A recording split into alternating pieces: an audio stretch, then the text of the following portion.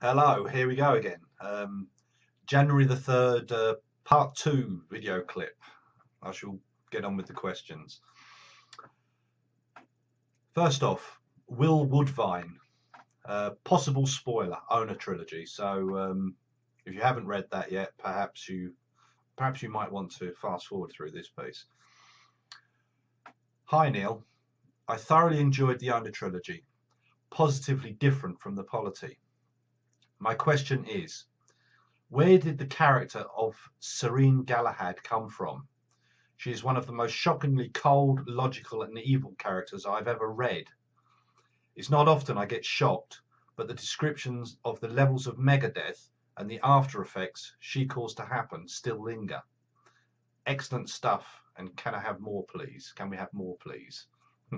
Yeah, well, you probably will get more. Where did Serene Galahad come from?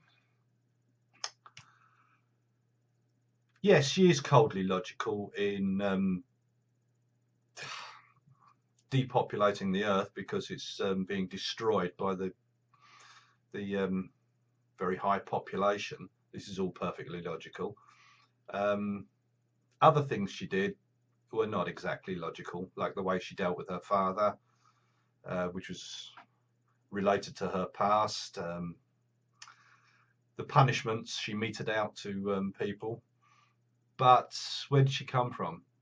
It's the kind of righteous people we see nowadays in the environmental movement and things like this. You know, where there are people in these movements who have actually said that people who disagree with certain things that they think are true should be thrown into prison and in some cases actually put to death. There's nothing quite so evil as somebody who believes that what they are doing is right. I'm sure there's some apposite saying for that. I can't remember it right now. But she comes from that, from these kinds of people who are righteous, people who think they are right, and they can do the worst things.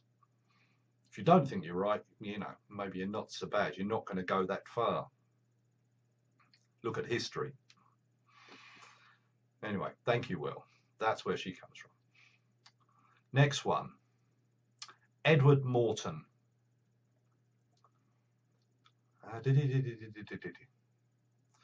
Hi, Neil. After the Quiet War you had mentioned, not all the AIs were in agreement to rule the humans. Is there a faction out there that is doing their own thing that could warrant a story of their own? Well, in a way, there was a faction out there that did their own thing and had a story of their own. These were the artificial intelligences that fled after the end of the Prey to Human War. Erebus and that crew. Many other AIs knocking about who are not really interested in humanity, just do their own thing. But yes, there could be another faction out there.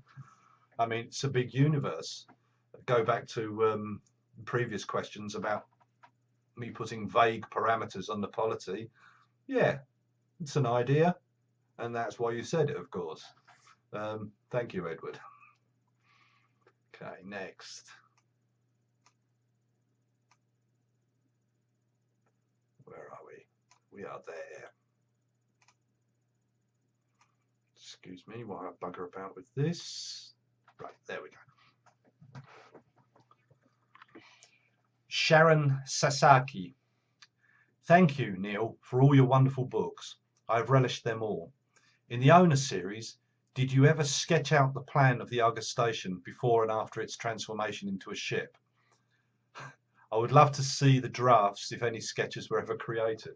Well, I've actually answered your question, Sharon, in the previous questions, because yes, I did sketch it out. As I was writing the story, you have the cylinder worlds inside the station and all of this. So I did do some very, very rough sketches of these components, just so I knew where everything was. Like, for example, there's one scene where, oh God, I can't even remember the name of the character, where he walks around the outside of the station. So I had to work out his progress and what he would see as he did this. But those sketches, do I have them? Oh, they might be in a notebook somewhere. I don't know. A lot of that kind of thing gets tossed away. It wasn't a very good sketch, or they weren't very good sketches. But anyway, thank you for your question. Next one. Jesse Gray again, or Jeffrey. He actually found these questions for me, because the previous questions, because I'd lost them on Facebook. I couldn't find them anymore. So since he found those questions, he says, I will take the liberty of another question. What parts of the galaxy have been explored by the polity? 6,000 or so worlds is not very many. Well, doubtless at some point I said that figure, 6,000 worlds, but I can't remember. And maybe there's more now, because, you know, things change. Which book did I say 6,000 worlds? If it was grid linked, well, obviously there would be a different number when it comes to the Spatterjay books. I answered the question before about the sphere occupying a large portion of the galaxy, and why it is purposely vague. A good thing about that vagueness and about the size of things is that I can tell a story in one part of the polity, and then I can tell a story in another part of the polity without any reference to the first one at all, because it's something that happened very, very far away. Anyway, what was the question?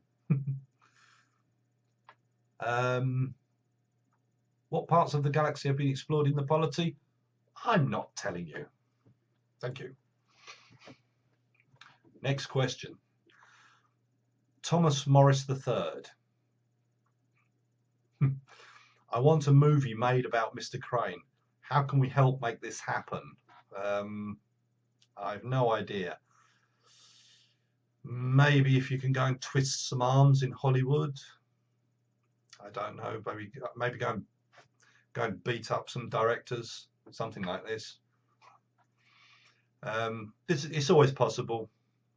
There have been things going on that I'm not at liberty to talk about on here, so keep your fingers crossed. There may be something. What could you do to make this happen? Shout about it. Shout about it on Facebook, on Twitter, in any way you can. And at some point, somebody's attention will come to it, and then maybe we will see. Maybe we will see a CGI Mr. Crane, or maybe just a made-up Mr. Crane, since he's human-shaped. Yeah, that's all you can do, really. It's all I can do.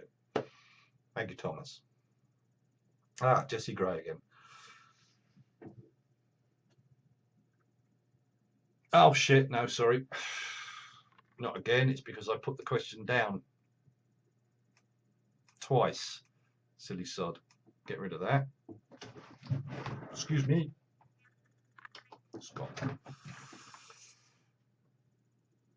Okay, where was I? Malcolm White. Polity versus Ian M. Banks's culture. Who would win? Well, that's presupposing there would be any battle. I suspect if the culture encountered the polity, they would all get along famously. But who would win? In terms of weapons and... Oh, no idea, no idea. Interesting thought. Because the culture's on the move mostly, isn't it? I think the polity would win, because my AIs are nastier. I think a few polity drones going into his GSVs, planting a few CTDs, that would be the end of the culture. Unfortunately, bastards win in this world very often. Next one. Richard Smith. Do you think all of the nations of Earth would accept the outcome of the Quiet War? Hang on. Fucking hell, I've had this question before. Or have I? Oh, hell. This is what happens when you let too many questions build up. Ah, yes, now he repeated the previous question. Okay, so this is going to be a shorter video than I thought. This particular one. And again. Animal mystery. Any movie adaptations possible in the future? Well, I could tell you, but then I would have to shoot you. As is the way with these things, you can't, even if something's going on, you can't talk about it. So I'm sorry, I can't say. Right, Ian M. Campbell has got a few questions here, so maybe I can take some time on them.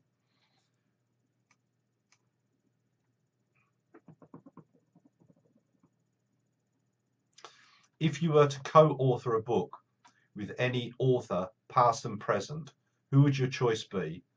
And would the book be science fiction? Well, again, I mean, this ties back to a previous question. You know, would I co-author a book? Well, I wouldn't want to do it. It's as simple as that. I just would not want to do it. Not interested. But if there was a choice, past and present, an author, well, one I would have admired very much would be, say, Roger Zelazny. I mean, and maybe it would be a fantasy. Who knows? But it just doesn't come up and won't come up. Next question from Ian. How plausible do you think an infinite number of universes is continuously spawning from the current one we are in, as with all others? Is there really one where an elephant just erupted from my bum? Fucking hell, Ian. Trust you to say something like that. Anything is possible. Anything is possible. Whether we will see it or not, I don't know. It's possible that there are all sorts of strange life on all those worlds out there. Yeah, whether we will see them, who knows? Einstein gets in the way. I don't know. Anything is possible. Okay.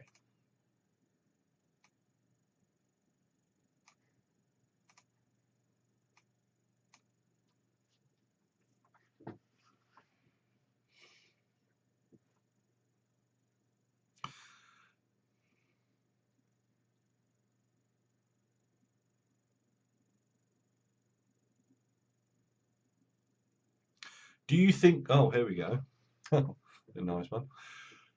Do you think we have free will, choice, or does the interaction of our molecules at a base level reactively direct us on a single path, one fashioned from the environment we live in and our past experiences? In that respect, no, I don't think we have free will. There's been studies done. Where is it? Where some of the conscious things that we do have already started in the unconscious before we do them. I can't remember the exact description, but it's something like that. No, we are a product of our past, the materials we're made of, and the next thing we do, yeah, obviously, it's just one thing follows another. You drop a stone, it falls to the floor. That's the way it goes. We have the illusion of free will because we have our minds, but I don't think we have free will.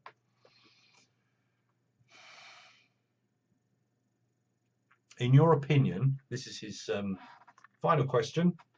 How many minutes was this video clip? Not a very long one, I don't think. And I don't. Ah, right, okay. In your opinion, which is more likely? The future will bring the planet fabulous technology for the betterment of mankind, or climate issues will reach an irreversible decline, resulting in the Earth turning into a barren Venus-like surface? Well, the first. We have been steadily, again, previous questions, technology has steadily been improving the human condition. It's getting better and better all the time. I mean, the things that we can do now, we live like gods compared to a few hundred years ago, and this will continue. Um, I'm not quite so into the rapture of nerds with the singularity, but I'm also aware that the way technology increases, it is on an exponential curve.